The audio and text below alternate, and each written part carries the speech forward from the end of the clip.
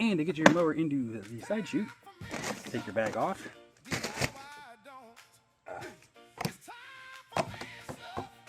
Push your plug in, handle right here. So handle to you.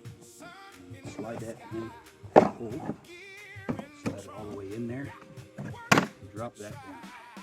Okay, so your side of your mower is going to look like this if you were bagging, and we're going to take the side chute out here,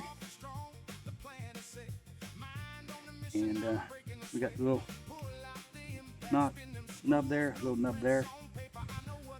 We're going to pull this up, and those nubs are going to go right in underneath these